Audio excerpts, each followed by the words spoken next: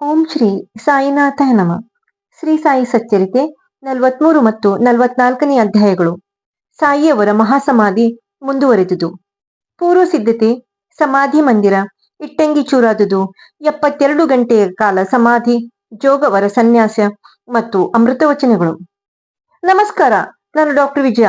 ಶ್ರೀ ಸಾಯಿ ಸಚ್ಚರಿತೆ ಚಾನೆಲ್ಗೆ ನಿಮಗೆ ಸ್ವಾಗತ, ಸುಸ್ವಾಗತ.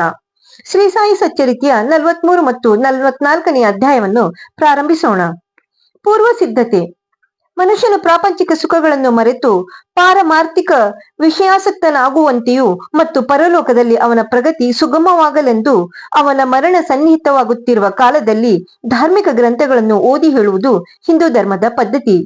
ಪರೀಕ್ಷಿತ ರಾಜನು ಬ್ರಾಹ್ಮಣ ಋಷಿಪುತ್ರ ಒಬ್ಬನಿಂದ ಶಪಿಸಲ್ಪಟ್ಟು 1 ವಾರದೊಳಗೆ ಮರಣ ಹೊಂದಬೇಕೆಂದಿರುವಾಗ ಮಹಾಯೋಗಿಗಳಾದ ಶುಕ್ರಾಚಾರ್ಯರು ಅವನಿಗೆ 1 ವಾರದಲ್ಲಿ ಭಾಗವತವನ್ನು ಓದಿ ಹೇಳಿದರು ಎಂಬುದು ನಮಗೆ ತಿಳಿದ ವಿಷಯ. ಇದೇ ಪದ್ಧತಿ ಈಗಲೂ ಅನುಸರಿಸಲ್ಪಟ್ಟು ಮರಣ ಹೊಂದುವ ಮೊದಲು ಭಾಗವತ, ಗೀತೆ ಮುದ್ದಾದ ಧಾರ್ಮಿಕ ಗ್ರಂಥಗಳನ್ನು ಓದಿ ಹೇಳುತ್ತಾರೆ. ದೇವರ ಅವತಾರ ರೂಪಿಯಾದ ಬಾಬಾ ಅವರಿಗೆ ಯಾರ ಸಹಾಯವೂ ಬೇಕಿರಲಿಲ್ಲ. ಆದರೆ ಸಾಮಾನ್ಯ ಜನರಿಗೆ ಪಾಠ ಕಲಿಕೋಸ್ಕರ ಅವರೂ ಸಹ ಇದೇ ಪದ್ಧತಿಯನ್ನು ಅನುಸರಿಸಿದರು. ತಾವು ಮರಣ ಹೊಂದುವರೆಂದು ಅವರು ತಿಳಿದಾಗ ವಜೆ ಅವರಿಗೆ ತಮ್ಮ ಮುಂದೆ ಶ್ರೀರಾಮ ವಿಜಯವನ್ನು ಓದಿ ಹೇಳುವಂತೆ ಆಜ್ಞಾಪಿಸಿದರು. ವಜೆ ಅವರು 1 ವಾರದಲ್ಲಿ ಅದನ್ನು ಓದಿ ಮುಗಿಸಿದರು. ಬಾಬಾ ಅವರು ಇನ್ನೊಂದು ಸಲ ಓದಿ ಹೇಳುವಂತೆ ಆಜ್ಞಾಪಿಸಿದರು. ಈ ರೀತಿ 11 ದಿನಗಳು ಗತಿಸಿದವು. 3 ದಿನಗಳಲ್ಲಿ ಮತ್ತೊಂದು ಬಾರಿ ಪಠಿಸಿ ವಜೆ ಬಹಳ ಬಳಲಿದ್ದರು. ಆಗ ಬಾಬಾ ಅವರು ವಜೆ ಅವರ ಪಠಣ ನಿಲ್ಲಿಸಿದರು. ಇದಕ್ಕೆ 2 ದಿನಗಳ ಮುಂಚೆ ಬಾಬಾ ಭಿಕ್ಷೆ ಬೇಡುವುದನ್ನು ಬಿಟ್ಟು ಸುಮ್ಮನೆ ಮಸೀದಿಯಲ್ಲಿ ಕುಳಿತಿರುತ್ತಿದ್ದರು. ಕೊನೆಯ ತನಕವೂ ಜಾಗೃತರಾಗಿದ್ದು ಭಕ್ತರಿಗೆ ಉಪದೇಶಗಳನ್ನು ಮಾಡುತ್ತಲೇ ಇದ್ದರು. ತಮ್ಮ ನಿರ್ಗಮನದ ಕಾಲವನ್ನು ಯಾರಿಗೂ ಸರಿಯಾಗಿ ತಿಳಿಸಿರಲಿಲ್ಲ. ಕಾಕಾ ಸಾಹೇಬ್ ಮತ್ತು ಬೂಟಿ ಅವರು ಪ್ರತಿದಿನವೂ ಬಾಬಾ ಅವರ ಜೊತೆಯಲ್ಲಿ ಊಟ ಮಾಡುತ್ತಿದ್ದರು. ಆದರೆ 15 ಅಕ್ಟೋಬರ್ 1918ನೇ ದಿನ ಮಾತ್ರ ಅವರು ತಮ್ಮ ಮನೆಗೆ ಊಟಕ್ಕೆ ಹೋಗುವಂತೆ ಬಾಬಾ ಅವರು ಆಜ್ಞಾಪಿಸಿದರು. ಆದರೂ ಲಕ್ಷ್ಮೀಬಾಯಿ ಸಿಂಧೆ, ಬಾಗೋಜಿ ಸಿಂಧೆ, ಬಯಾಜಿ ಪಾಟೀಲ್, ಲಕ್ಷ್ಮಣ್ ಜೋಶಿ, ಬಾಳಾ ಸಿಂಪಿ ಮತ್ತು ನಾನಾ ಸಾಹೇಬ್ ನಿಮೋಳ್ಕರ್ ಅವರು ಮಾತ್ರ ಅಲ್ಲಿದ್ದರು. ಬಾಬಾ ಲಕ್ಷ್ಮೀಬಾಯಿಗೆ 9 ರೂಪಾಯಿಗಳನ್ನು ಕೊಟ್ಟು ಮೈಯಲ್ಲಿ ಸರಿಯಾಗಿಲ್ಲವೆಂದು ಹೇಳಿ ತಮ್ಮನ್ನು ಬೂಟಿವಾಡಕ್ಕೆ ಕರೆದುಕೊಂಡು ಹೋಗುವಂತೆ ಹೇಳಿದರು. ಈ ರೀತಿ ಹೇಳುತ್ತಾ ಬಯಾಜಿಯವರ ತೊಡೆ ಮೇಲೆ ಮಲಗಿ ಬಾಬಾ ಅಸುನೀಗಿದರು. ಬಯಾಜಿ ಅವರ ಉಸಿರಾಟ ನಿಂತಿದ್ದನ್ನು ಗಮನಿಸಿ ಕೆಳಗಡೆ ಕುಳಿತಿದ್ದ ನಾನಾ ಅವರನ್ನು ಕರೆದರು. ನಾನಾ ಅವರು ಸ್ವಲ್ಪ ನೀರು ತಂದು ಬಾಬಾ ಅವರ ಬಾಯಲ್ಲಿ ಹಾಕಿದರು. ಅದು ಹೊರಕ್ಕೆ ಬಂದಿತು. ಆಗ ಅವರು ಓ ದೇವಾ ಎಂದು ಜೋರಾಗಿ ಕೂಗಿಕೊಂಡರು. ಬಾಬಾ ಅವರು ತಮ್ಮ ಕಣ್ಣು ತೆರೆದು ಹಾ ಅಂದಂತೆ ಕೇಳಿ ಬಂತು. ಬಾಬಾ ಅವರ ಮರಣದ ವಾರ್ತೆ ಕಾಡ್ಗಿಚ್ಚಿನಂತೆ ಶಿರಡಿಯಲ್ಲೆಲ್ಲ ಕ್ಷಣ ಮಾತ್ರದಲ್ಲಿ ಪಸರಿಸಿತು. ಮಸೀದಿಯಲ್ಲಿ ಭಕ್ತವೃಂದವು ನೆರೆದು ತಮಗೆ ಉಂಟಾದ ಅಪಾರವಾದ ನಷ್ಟವನ್ನು ಕುರಿತು ಶೋಕಿಸುತ್ತಿತ್ತು. ಕೆಲವರು ಅಳುತ್ತಿದ್ದರು, ಕೆಲವರು ಬೀದಿಯಲ್ಲಿ ಮೂರ್ಛಿತರಾದರು. ಸಮಸ್ತ ಚರಾಚರಗಳು ಕಂಬನಿ ಸುರಿಸಿದವು. ಎಲ್ಲಿ ನೋಡಿದರೂ ನಿರವತೆ ಎತ್ತಿ ಶೋಕವೇ ಹೊಳೆಯಾಗಿ ಹರಿಯುತ್ತಿತ್ತು. ಆಗ ಬಾಬಾ ಅವರ ದೇಹವನ್ನು ಹೇಗೆ ಸಂಸ್ಕಾರ ಮಾಡಬೇಕು ಎಂಬ ಪ್ರಶ್ನೆ ಉದ್ಭವಿಸಿತು. ಕೆಲವು ಮಹಮ್ಮದೀಯರು ಮಸೀದಿಯ ಅಂಗಳದಲ್ಲಿ ದೇಹವನ್ನು ಸಮಾಧಿ ಮಾಡಿ ಅದರ ಮೇಲೆ ಗೋರಿ ಕಟ್ಟಬೇಕೆಂದು ಅಭಿಪ್ರಾಯಪಟ್ಟರು. ಕುಶಾಲ್ ಚಂದ್ ಮಾರ್ವಾಡಿ ಮತ್ತು ಅಮೀರ್ ಶಕ್ಕರ್ ಅವರು ಈ ಅಭಿಪ್ರಾಯವನ್ನು ಅನುಮೋದಿಸಿದರು. ಆದರೆ ಹಳ್ಳಿಯ ಮುಖ್ಯಸ್ಥರಾದ ರಾಮಚಂದ್ರ ಪಾಟೀಲ್ ಅವರು ಇದಕ್ಕೆ ಒಪ್ಪಲಿಲ್ಲ. ಬಾಬಾ ಅವರ ದೇಹವನ್ನು ವಾಡಾದ ಹೊರತು ಇನ್ನೆಲ್ಲಿಯೂ ಒಯ್ಯಬಾರದೆಂದು ಅವರು ಹೇಳಿದರು. ಈ ರೀತಿ ಭಕ್ತರಲ್ಲಿ ಭಿನ್ನಾಭಿಪ್ರಾಯಗಳು ತಲೆದೋರಿ 36 ಗಂಟೆಗಳ ಕಾಲ ಚರ್ಚೆ ಹಾಗೆಯೇ ಮುಂದುವರಿಯಿತು. ಬುಧವಾರ ಬೆಳಗಿನ ಜಾವ ಬಾಬಾ ಶ್ರೀ ಲಕ್ಷ್ಮಣ್ ಮಾಮಾ ಜೋಶಿ ಅವರ ಕನಸಿನಲ್ಲಿ ಕಾಣಿಸಿಕೊಂಡರು. ಅವರ ಕೈಯನ್ನು ಹಿಡಿದೆಳೆದು ಬೇಗ ಏಳು ಬಾಪು ಸಾಹೇಬ್, ನಾನು ಮೃತನಾಗಿದ್ದೇನೆ, ಪುನಃ ಬರಲಾರೆ ಎಂದು ತಿಳಿದಿದ್ದಾನೆ. ನೀನು ಬಂದು ನನಗೆ ಪೂಜೆ ಮತ್ತು ಕಾಕಡ ಆರತಿ ಮಾಡು ಎಂದರು. ಲಕ್ಷ್ಮಣ್ ಮಾಮಾ ಬಾಬಾ ಅವರ ಪರಮ ಭಕ್ತರಾಗಿದ್ದರು. ಬಾಬಾ ಅವರಲ್ಲಿ ಪೂರ್ಣ ನಂಬಿಕೆ ಇತ್ತು. ಬೆಳಗಾದ ನಂತರ ಎದ್ದು ಸ್ನಾನ ಸಂಧ್ಯಾ ವಂದನಾದಿಗಳನ್ನು ಮುಗಿಸಿ ಪೂಜಾ ಸಾಮಗ್ರಿಗಳನ್ನೇ ಬಂದು ಮೌಲ್ವಿಗಳ ವಿರೋಧವನ್ನು ಲೆಕ್ಕಿಸದೆ ತಮ್ಮ ಪಾಡಿಗೆ ತಾವು ಮೃತದೇಹಕ್ಕೆ ಪೂಜೆ ಆರತಿ ಮಾಡಿ ಹೊರಟು ಹೋದರು. ಬಾಬಾ ಅವರ ಅಂತಿಮ ನುಡಿಗಳನ್ನು ಗೌರವಿಸಿ ಅವರನ್ನು ವಾಡಾದ ಮಧ್ಯದಲ್ಲಿ ಸಮಾಧಿ ಮಾಡಲು ನಿಶ್ಚಯಿಸಲಾಯಿತು. ಗುಂಡಿ ತೋಡಲು ಆರಂಭಿಸಿದರು. ಮಂಗಳವಾರ ಸಾಯಂಕಾಲ ರಹತಾದಿಂದ ಸಬ್ ಇನ್ಸ್ಪೆಕ್ಟರ್ ಮುಂತಾದವರು ಬಂದರು. ಎಲ್ಲರೂ ಈ ಸಲಹೆಗೆ ಸಮ್ಮತಿಸಿದರು. ಮರುದಿನ ಬೆಳಗ್ಗೆ ಮುಂಬಯಿಯ ಅಮೀರ್ ಭಾಯಿಯವರು ಕೋಪರ್ಗಾಂವದಿಂದ ಮಾಮಲೆದಾರರು ಬಂದರು. ಕೆಲವರು ಬಾಬಾ ಅವರ ದೇಹವನ್ನು ಹೊರಗಡೆ ಎಲ್ಲಿಯಾದರೂ ಸಮಾಧಿ ಮಾಡಬೇಕೆಂಬ ಅಭಿಪ್ರಾಯವನ್ನು ವ್ಯಕ್ತಪಡಿಸಿದರು. ಇದನ್ನು ಕಂಡ ಮಾಮಲೆದಾರರು ವಿಷಯವನ್ನು ಮತ್ತೆ ನಿರ್ಣಯಕ್ಕೆ ಹಾಕಿದರು. ಬಾಬಾ ಅವರನ್ನು ವಾಡಾದಲ್ಲಿಯೇ ಸಮಾಧಿ ಮಾಡಲು ಭಕ್ತರು ಬಹುಮತದಿಂದ ನಿರ್ಣಯಿಸಿದರು. ಇದನ್ನು ಕಲೆಕ್ಟರ್ ಅವರಿಗೆ ತಿಳಿಸಬೇಕೆಂದು ಕಾಕಾ ಅವರು ಹೊರಡುವುದರಲ್ಲಿದ್ದರು. ಆದರೆ ಬಾಬಾ ಅವರ ಕೃಪೆಯಿಂದ ಅಲ್ಪಮತಿಯರ ಅಭಿಪ್ರಾಯ ಬದಲಾಯಿತು. ಎಲ್ಲರೂ ಒಮ್ಮತದಿಂದ ವಾಡಾದಲ್ಲಿ ಸಮಾಧಿ ಕಾರ್ಯ ನಡೆಯಬೇಕೆಂದು ತೀರ್ಮಾನಿಸಿದರು. ಬುಧವಾರ ಸಾಯಂಕಾಲ ಬಾಬಾ ಅವರ ಶರೀರವನ್ನು ಸಕಲ ರಾಜ ಮರ್ಯಾದೆಗಳಿಂದ ಮೆರವಣಿಗೆ ಮಾಡಿ ವಾಡಾಕ್ಕೆ ತಂದು ಮುರಳೀಧರನ ಪ್ರತಿಮೆಗೋಸ್ಕರ ಮೀಸಲಾದ ಗರ್ಭಗೃಹದಲ್ಲಿ ಸಮಾಧಿ ಮಾಡಲಾಯಿತು. ನಿಜಕ್ಕೂ ಬಾಬಾ ಅವರೇ ಮುರಳೀಧರನಾಗಿ ವಾಡಾವು ದೇವಾಲಯವಾಗಿ ಪವಿತ್ರ ಪೂಜಾ ಸ್ಥಳವಾಯಿತು. ಬಾಬಾ ಅವರ ಉತ್ತ ಕ್ರಿಯೆಗಳನ್ನು ಬಾಳಾ ಸಾಹೇಬ್ ಬಾಟೆ, ಉಪಾಸನಿ ಮತ್ತು ಜೋಗ್ ಅವರು ಸಾಂಗವಾಗಿ ನೆರವೇರಿಸಿದರು. ಇಟ್ಟಂಗಿ ಒಡೆಯಿತು. ಬಾಬಾ ಅವರು ಪರಲೋಕಕ್ಕೆ ಯಾತ್ರೆಗೆ ಮುಂಚೆ ಸ್ವಲ್ಪ ದಿನಗಳ ಮುಂಚೆ ಈ ಘಟನೆಯನ್ನು ಸೂಚಿಸುವ ಒಂದು ಶಕುನವಾಯಿತು. ಯಾವಾಗಲೂ ಬಾಬಾ ಅವರು ಕೈ ಇಟ್ಟು ಒರಗಿಕೊಳ್ಳುತ್ತಿದ್ದ ಒಂದು ಇಟ್ಟಂಗಿ ಅನೇಕ ವರ್ಷಗಳಿಂದ ಮಸೀದಿಯಲ್ಲಿತ್ತು. ರಾತ್ರಿ ಅದರ ಮೇಲೆ ತಲೆ ಇಟ್ಟು ಏಕಾಂತದಲ್ಲಿ ಸ್ವಸ್ಥ ಮನದಿಂದ ಇರುತ್ತಿದ್ದರು. ಇದು ಬಹಳ ವರ್ಷಗಳಿಂದ ನಡೆಯುತ್ತಿತ್ತು. ಒಂದು ದಿನ ಬಾಬಾ ಅವರು ಮಸೀದಿಯಲ್ಲಿ ಇರಲಿಲ್ಲ. ಅಂದು ಮಸೀದಿಯಲ್ಲಿ ಕೆಲಸ ಮಾಡುತ್ತಿದ್ದ ಒಬ್ಬ ಹುಡುಗನು ಅದನ್ನು ಕೈಯಲ್ಲಿ ಹಿಡಿದು ಅದರ ಬುಡದಲ್ಲಿ ಕಸಗುಡಿಸುತ್ತಿದ್ದನು. ಆದರೆ ಅದು ದುರದೃಷ್ಟದಿಂದ ಕೈ ಜಾರಿ ಕೆಳಗೆ ಬಿದ್ದು 2 ಹೋಳಾಯ್ತು. ಬಾಬಾ ಅವರಿಗೆ ಈ ವಿಷಯ ತಿಳಿಸಿದಾಗ ಅವರು ಕಣ್ಣೀರಿಟ್ಟು, ಒಡೆದುದು ನನ್ನ ಅದೃಷ್ಟ, ಅದು ನನ್ನ ಜೀವನದ ಸಂಗಾತಿಯಾಗಿತ್ತು, ಅದರೊಡನೆ ನಾನು ಯಾವಾಗಲೂ ತಲ್ಲೀನನಾಗಿರುತ್ತಿದ್ದೆ, ಅದು ನನಗೆ ನನ್ನ ಜೀವದಷ್ಟೇ ಪ್ರಿಯವಾಗಿತ್ತು ಎಂದು ಬಹಳ ವ್ಯಥೆಪಟ್ಟುಕೊಂಡರು. ಬಾಬಾ ಅವರು ಕೇವಲ ಒಂದು ನಿರ್ಜೀವ ವಸ್ತುವಿಗೋಸ್ಕರ ಇಷ್ಟು ದುಃಖವನ್ನೇಕೆ ಪ್ರಕಟಿಸಿದರು? ಕೆಲವರು ಪ್ರಶ್ನಿಸಬಹುದು. ಅದಕ್ಕೆ ಹೇಮಾಡ ಪಂತರು ಸಂತರು ಬಡವರನ್ನು ಮತ್ತು ಅಶಕ್ತರನ್ನು ರಕ್ಷಿಸುವ ಧ್ಯೇಯದಿಂದ ಅವತರಿಸುತ್ತಾರೆ. ಹೀಗೆ ಅವತರಿಸಿದಾಗ ಅವರು ಸಾಮಾನ್ಯ ಜನರೊಡನೆ ಬೆರೆತು ಅವರಂತೆಯೇ ವರ್ತಿಸುತ್ತಾರೆ. ಅಂದರೆ ಅವರು ಬಾಹ್ಯದಲ್ಲಿ ಎಲ್ಲರಂತೆ ಆಟವಾಡುತ್ತಾ, ನಗುತ್ತಾ, ದುಃಖಿಸುತ್ತಾ ಇರುತ್ತಾರೆ. ಆದರೆ ಅಂತರಂಗದಲ್ಲಿ ಮಾತ್ರ ತಮ್ಮ ಧ್ಯೇಯದ ಬಗ್ಗೆ ಜಾಗೃತರಾಗಿರುತ್ತಾರೆ ಎಂದು ಹೇಳಿದ್ದಾರೆ. 3 ದಿನಗಳ ಸಮಾಧಿ. ಇದಕ್ಕೆ 32 ವರ್ಷಗಳ ಹಿಂದೆ, ಅಂದರೆ ಸುಮಾರು 1886ರಲ್ಲಿ ಬಾಬಾ ಅವರು ತಮ್ಮ ಸೀಮಾರೇಖೆಯನ್ನು ದಾಟುವ ಪ್ರಯತ್ನ ಮಾಡಿದರು. ಮಾರ್ಗಶಿರ ಶುದ್ಧ ಪೌರ್ಣಿಮೆಯ ದಿನ ಬಾಬಾ ಅವರು ದಮ್ಮಿನಿಂದ ನೆರಳುತ್ತಿದ್ದರು.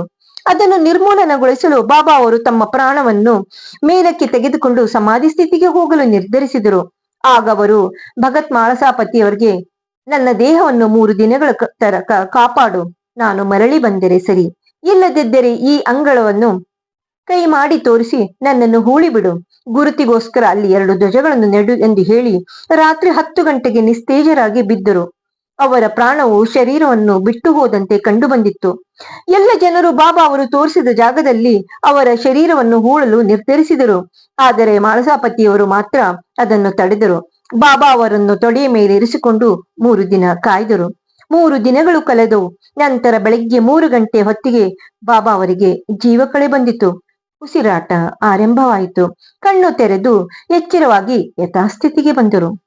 ಇದರಿಂದ ಬಾಬಾ ಅವರು 3.5 ಅಡಿ ದೇಹದಲ್ಲಿ ಜೀವಿಸಿ ನಂತರ ಅದನ್ನು ತ್ಯಜಿಸಿ ಹೊರಟು ಹೋದರೆ ಅಥವಾ ಜೀವಾತ್ಮದಲ್ಲಿ ಜಾಗೃತರಾಗಿದ್ದರೆ ಎಂಬುದನ್ನು ನಾವು ಊಹಿಸಬಹುದು. ಈ ದೇಹವು ನಶ್ವರವಾದದ್ದು, ಕ್ಷಣಿಕವಾದದ್ದು. ಆದರೆ ಅಂತರಂಗದಲ್ಲಿಯ ಆತ್ಮವು ಅಮರವಾದದ್ದು. ಈ ಶುದ್ಧ ಚೈತನ್ಯ ಸ್ವರೂಪವೇ ಬ್ರಹ್ಮಜ್ಞಾನ. ಅದು ಇಂದ್ರಿಯಗಳ ನಿಯಾಮಕ ವಸ್ತು. ಆ ವಸ್ತುವೇ ಸಾಯಿ. ಇದು ವಿಶ್ವದ ಚರಾಚರಗಳೆಲ್ಲವನ್ನೂ ವ್ಯಾಪಿಸಿರುತ್ತದೆ. ಇದಿಲ್ಲದ ಸ್ಥಳವಿಲ್ಲ. ನಮ್ಮ ದೇಹವನ್ನು ಸಾಧಿಸಿಗೋಸ್ಕರ ದೇಹವನ್ನು ಧರಿಸಿ ಅದನ್ನು ಸಾಧಿಸಿದ ನಂತರ ದೇಹವನ್ನು ಬಿಸುಟಿ ಬಾಬಾ ಅನಂತರಾದರು. ಬಾಬಾ ಅವರು ನಿತ್ಯರು. ಅವರ ಮರಣವು ಕೇವಲ ಬಾಹ್ಯ ರೂಪವಾದದ್ದು. ಆದರೆ ನಿಜವಾಗಿಯೂ ಸಕಲ ಚರಾಚರಗಳಲ್ಲಿ ಅವರ ಆತ್ಮವು ವ್ಯಾಪಿಸಿ ಅವುಗಳ ನಿಯಾಮಕರಾಗಿರುತ್ತಾರೆ. ಬಾಬಾ ಅಂತವರಿಗೆ ಪೂರ್ಣ ಶರಣಾಗತರಾಗಿ ಅವರನ್ನು ಮನಪೂರ್ವಕವಾಗಿ ಪ್ರೀತಿಸುವ ಭಕ್ತರಿಗೆ ಇದರ ಅರಿವಾಗುತ್ತದೆ. ನಮಗೆ ಈಗ ಬಾಬಾ ಅವರನ್ನು ಪ್ರತ್ಯಕ್ಷ ನೋಡಲಾಗದೆ ಇದ್ದಾಗಲೂ ಸಹ ಶಿರಡಿಗೆ ಹೋದರೆ ಅವರ ಸುಂದರವಾದ ಚಿತ್ರವನ್ನು ಮಸೀದಿಯಲ್ಲೇ ಕಾಣಬಹುದು. ಇದನ್ನು ಬಾಬಾ ಅವರ ಪರಮ ಭಕ್ತರಾದ ಪ್ರಸಿದ್ಧ ಚಿತ್ರಕಾರ ಶ್ಯಾಮರಾಮ್ ಜೇಕರ್ ಅವರು ಚಿತ್ರಿಸಿರುತ್ತಾರೆ. ನಿಜವಾದ ಭಕ್ತರಿಗೆ ಈ ಚಿತ್ರವನ್ನು ನೋಡಿದರೆ ಬಾಬಾ ಅವರ ದರ್ಶನವಾದಂತೆಯೇ ತೋರುತ್ತದೆ. ಈಗ ಅಮೃತಶಿಲೆಯ ಸುಂದರ ಮೂರ್ತಿ ಸಮಾಧಿ ಮಂದಿರದಲ್ಲಿ ರಾರಾಜಿಸುತ್ತಿದೆ. ಈಗ ಬಾಬಾ ಅವರ ಶರೀರವಿಲ್ಲದಿದ್ದರೂ ಸಹ ಸಜೀವವಾಗಿ ವಾಸವಾಗಿದ್ದಾರೆ.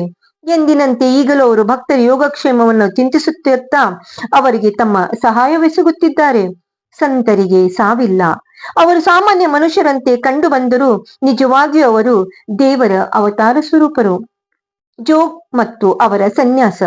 ಬಾಪು ಸಾಹೇಬ್ ಜೋಗ್ ಅವರ ಸನ್ಯಾಸವನ್ನು ವರ್ಣಿಸಿ ಹೇಮಾಡ ಪಂತರು ಈ ಅಧ್ಯಾಯವನ್ನು ಮುಗಿಸುತ್ತಾರೆ. ಭಕ್ತ ಬಾಪು ಸಾಹೇಬ್ ಜೋಗ್ ಅವರು ಪುಣೆಯ ಪ್ರಸಿದ್ಧ ವ್ಯಾಪಾರಿಗಳಾದ ವಿಷ್ಣುಬುವ ಜೋಗ್ ಅವರ ಚಿಕ್ಕಪ್ಪನವರು. ಅವರು 1919ರಲ್ಲಿ ಸರ್ಕಾರಿ ಹುದ್ದೆಯಿಂದ ನಿವೃತ್ತನಾದ ನಂತರ ತಮ್ಮ ಪತ್ನಿಯೊಡನೆ ಶಿರಡಿಗೆ ಬಂದು ನೆಲೆಸಿದರು. ಅವರಿಗೆ ಸಂತಾನ ಪ್ರಾಪ್ತಿ ಇರಲಿಲ್ಲ. ಜೋಗ ದಂಪತಿಗಳು ಬಾಬಾ ಅವರನ್ನು ಭಕ್ತಿಯಿಂದ ಪೂಜಿಸುತ್ತಾ ಕಾಲ ಕಳೆಯುತ್ತಿದ್ದರು. ಮೇಘ ಅವರ ಮರಣದ ನಂತರ ಬಾಬಾ ಅವರಿಗೆ ಮಸೀದಿಯಲ್ಲಿ ಆರತಿ ಮುಂತಾದವುಗಳನ್ನು ಮಾಡುತ್ತಿದ್ದರು. ಇದು ಅವರ ಸಮಾಧಿಯ ತನಕ ನಡೆಯಿತು. ಜ್ಞಾನೇಶ್ವರಿ ಮತ್ತು ಏಕನಾಥ ಭಾಗವತವನ್ನು ಓದಿ ಅರ್ಥ ವಿವರಿಸುವ ಕೆಲಸವು ಇವರ ಪಾಲಿಗೆ ಬಂದಿತು. ಅನೇಕ ವರ್ಷಗಳ ಕಾಲ ಸೇವೆ ಮಾಡಿದ ನಂತರ ಜೋಗ್ ಅವರು ಬಾಬಾ ಅವರನ್ನು ಕುರಿತು, ನಾನು ನಿಮ್ಮಲ್ಲಿ ಬಹಳ ದಿವಸಗಳಿಂದ ಸೇವೆ ಮಾಡುತ್ತಿದ್ದೇನೆ, ಆದರೂ ನನ್ನ ಆತ್ಮಕ್ಕೆ ಶಾಂತಿ ದೊರಕಿಲ್ಲ. ಸಂತರ ಸಂಪರ್ಕದಿಂದಲೂ ಸಹ ನನ್ನ ಸ್ಥಿತಿ ಉತ್ತಮಗೊಂಡಿಲ್ಲ. ನೀವು ಯಾವಾಗ ನನ್ನನ್ನು ಆಶೀರ್ವದಿಸುತ್ತಿದ್ದೀರಿ ಎಂದು ಕೇಳಲು ಬಾಬಾ ಅವರು, ಸ್ವಲ್ಪ ಕಾಲದಲ್ಲಿಯೇ ನಿನ್ನ ಕರ್ಮವು ಸವೆಯುವುದು, ನಿನ್ನ ಪಾಪಗಳು ಸುಟ್ಟು ಬೂದಿಯಾಗುವು. ಆಗ ನಿನ್ನನ್ನು ಆಶೀರ್ವದಿಸುತ್ತೇನೆ. ನೀನು ಆಗ ಅರಿಷಡ್ವರ್ಗಗಳಿಂದ ಮುಕ್ತನಾಗುವೆ. ಅಂದು ಸನ್ಯಾಸವನ್ನು ಸ್ವೀಕರಿಸು ಮತ್ತು ದೇವರ ಸೇವೆ ಮಾಡು ಎಂದು ಉತ್ತರಿಸಿದರು. ಕೆಲವು ದಿನಗಳ ನಂತರ ಬಾಬಾ ಅವರ ಮಾತುಗಳು ನಿಜವಾದವು. ಅವರ ಪತ್ನಿಯು ಮೃತಳಾದಳು. ಅವರಿಗೆ ಮಮತೆಯು ದೂರವಾಯಿತು. ಅಂದಿನಿಂದ ಸನ್ಯಾಸಾಶ್ರಮವನ್ನು ಸ್ವೀಕರಿಸಿ ತಮ್ಮ ಜೀವನದ ಗುರಿಯನ್ನು ಬಾಪು ಸಾಹೇಬ್ ಸಾಧಿಸಿದರು. ಬಾಬಾ ಅವರ ಅಮೃತ ವಚನಗಳು. ಯಾರು ನನ್ನನ್ನು ಪ್ರೀತಿಯಿಂದ ನೋಡ ಬಯಸುತ್ತಾರೋ ಅವರು ನನ್ನನ್ನು ಕಾಣುತ್ತಾರೆ. ನಾನಿಲ್ಲದ ಜಗತ್ತು ಅವರಿಗೆ ಶೂನ್ಯವಾಗಿ ಕಾಣುತ್ತದೆ. ಅವರು ನನ್ನ ಲೀಲೆಗಳ ವಿನ ಬೇರೆಯನ್ನು ಹೇಳ ಬಯಸುವುದಿಲ್ಲ. ಅವರು ನಿರಂತರವಾಗಿ ಯಾವಾಗಲೂ ನನ್ನನ್ನೇ ಧ್ಯಾನಿಸುತ್ತಾ ಯಾವಾಗಲೂ ನನ್ನ ನಾಮವನ್ನೇ ಉಚ್ಚರಿಸುತ್ತಾರೆ. ಯಾರು ನನ್ನಲ್ಲಿ ಪೂರ್ಣ ಶರಣಾಗತಿಯನ್ನು ಹೊಂದಿ ನನ್ನನ್ನೇ ಸ್ಮರಿಸುತ್ತಾರೋ ಅವರಿಗೆ ನಾನು ಚಿರಋಣಿ. ಅವರಿಗೆ ಮುಕ್ತಿಯನ್ನು ದೊರಕಿಸಿ ಕೊಟ್ಟು ನಾನು ಋಣಮುಕ್ತನಾಗುತ್ತೇನೆ. ಯಾರು ನನ್ನನ್ನೇ ಸ್ಮರಿಸುತ್ತಾರೋ ಅವರಿಗೆ ನಾನು ಚಿರಋಣಿ. ಅವರಿಗೆ ಮುಕ್ತಿಯನ್ನು ದೊರಕಿಸಿಕೊಟ್ಟು ನಾನು ಋಣಮುಕ್ತನಾಗುತ್ತೇನೆ. ಯಾರು ನನ್ನನ್ನು ಸದಾ ಧ್ಯಾನಿಸುತ್ತಾ ನನಗೆ ಮೊದಲು ಅರ್ಪಿಸದೆ ತಾವು ಏನನ್ನು ಸ್ವೀಕರಿಸುವುದಿಲ್ಲವೋ ಅಂತವರ ಆಧೀನನು ನಾನು. ಯಾರು ನನ್ನನ್ನು ಅವಲಂಬಿಸಿರುವವರೋ ಅವರು ನದಿಯು ಸಮುದ್ರವನ್ನು ಸೇರಿ ಅದರೊಡನೆ ಐಕ್ಯವಾಗುವಂತೆ ನನ್ನನ್ನು ಸೇರಿ ನನ್ನಲ್ಲಿ ಐಕ್ಯವಾಗುತ್ತಾರೆ. ನೀವು ನಿಮ್ಮ ಅಹಂಭಾವಗಳನ್ನು ತ್ಯಜಿಸಿ ನನಗೆ ಶರಣಾಗತರಾಗಿ ಎಂದು ಬಾಬಾ ಅವರು ಮಸೀದಿಯಲ್ಲಿ ಆಗಾಗ್ಗೆ ನುಡಿಯುತ್ತಿದ್ದರು. ನಾನು ಯಾರು? ಬಾಬಾ ಅವರು ಅನೇಕ ಸಾರಿ ನಾನು ಯಾರು ಎಂದು ಕೇಳುತ್ತಿದ್ದರು. ನೀವು ನನ್ನನ್ನು ಹುಡುಕಿಕೊಂಡು ಎಲ್ಲಿಗೂ ಹೋಗಬೇಕಿಲ್ಲ. ನಿಮ್ಮಲ್ಲಿಯೂ ಮತ್ತು ಚರಾಚರಗಳಲ್ಲಿಯೂ ಒಂದು ಆತ್ಮವಿದೆ, ಅದೇ ನಾನು. ಇದನ್ನು ತಿಳಿದು ನನ್ನನ್ನು ನಿಮ್ಮ ಅಂತರಂಗದಲ್ಲಿ ರಕ್ಷಿಸಿರಿ ಮತ್ತು ಸಕಲ ಚರಾಚರಗಳಲ್ಲಿಯೂ ನನ್ನನ್ನು ನೋಡಿರಿ. ಇದನ್ನು ನೀವು ಮನನ ಮಾಡಿದರೆ ಸರ್ವಜ್ಞತ್ವವನ್ನು ಅರಿತು ನನ್ನಲ್ಲಿ ಲೀನವಾಗುತ್ತೀರಿ ಎಂದು ಬಾಬಾ ಹೇಳಿರುತ್ತಾರೆ. ಅದರಿಂದ ಹೇಮಾಡ ಪಂತರು ವಾಚಕರಿಗೆ ನಮಸ್ಕರಿಸಿ ಎಲ್ಲ ದೇವರನ್ನು, ಸಂತರನ್ನು, ಭಕ್ತರನ್ನು ಪ್ರೀತಿಸಿ ಗೌರವಿಸಬೇಕೆಂದು ಬೇಡಿಕೊಂಡಿರುತ್ತಾರೆ. ಯಾರು ಇತರನ್ನು ಆಕ್ಷೇಪಿಸಿ ನಿಂದಿಸಿರುತ್ತಾರೋ ಅಂತವರು ನನ್ನ ಹೃದಯವನ್ನು ಚುಚ್ಚಿದಂತೆ ನನ್ನನ್ನು ಗಾಯಪಡಿಸುತ್ತಾರೆ. ಆದರೆ ಯಾರು ತಾಳ್ಮೆಯಿಂದ ಇರುತ್ತಾರೋ ಅವರು ನನ್ನ ಪ್ರೀತಿಗೆ ಪಾತ್ರರಾಗುತ್ತಾರೆ ಎಂದು ಬಾಬಾ ಅವರು ಅನೇಕ ಸಲ ಹೇಳಿದ್ದಾರೆ. ಈ ರೀತಿ ಬಾಬಾ ಅವರು ಸಕಲ ಚರಾಚರಗಳಲ್ಲಿಯೂ ವ್ಯಾಪಿಸಿ ಅವುಗಳನ್ನು ಕಾಪಾಡುತ್ತಿರುತ್ತಾರೆ. ಎಲ್ಲ ಜೀವರಾಶಿಗಳನ್ನು ಪ್ರೀತಿಯಿಂದ ಕಾಣುವುದೇ ಅವರ ಧ್ಯೇಯವಾಗಿತ್ತು. ಅವರಿಗೆ ಬೇರಾವುದು ಬೇಕಿರಲಿಲ್ಲ. ಇಂಥ ಅಮೃತವಾಣಿಯು ಯಾವಾಗಲೂ ಅವರಿಂದ ಬರುತ್ತಿತ್ತು. ಯಾರು ಬಾಬಾ ಅವರ ಕೀರ್ತಿಯನ್ನು ಶ್ರದ್ಧೆ ಮತ್ತು ಭಕ್ತಿಯಿಂದ ಹಾಡುತ್ತಾರೋ ಅಥವಾ ಯಾರು ಅವುಗಳನ್ನು ನಿರಂತರ ಭಕ್ತಿಯಿಂದ ಕೇಳುತ್ತಾರೋ ಅಂತವರು ಬಾಬಾ ಅವರಲ್ಲಿ ಐಕ್ಯರಾಗುತ್ತಾರೆ. ಶ್ರೀ ಸಾಯಿ ಪ್ರಣಾಮ್. ಶ್ರೀ ಸಾಯಿ ಸಚ್ಚರಿತೆಯ 43 ಮತ್ತು 44ನೆಯ ಅಧ್ಯಾಯವು ಮುಕ್ತಾಯಗೊಳ್ಳುತ್ತದೆ. ಓಂ ಶ್ರೀ ಸಾಯಿನಾಥಾಯ ನಮಃ. ಶ್ರೀ ಸಾಯಿ ಸಚ್ಚರಿತೆ ನನ್ನ ಚಾನೆಲ್ ಅನ್ನು ಲೈಕ್ ಮಾಡಿ, ಶೇರ್ ಮಾಡಿ, ಸಬ್ಸ್ಕ್ರೈಬ್ ಮಾಡಿ. ಶ್ರೀ ಸಾಯಿಯವರಿಗೆ ನಮಸ್ಕರಿಸೋಣ, ಅವರಿಂದ ಆಶೀರ್ವಾದ ತೆಗೆದುಕೊಳ್ಳೋಣ. ಧನ್ಯವಾದಗಳು.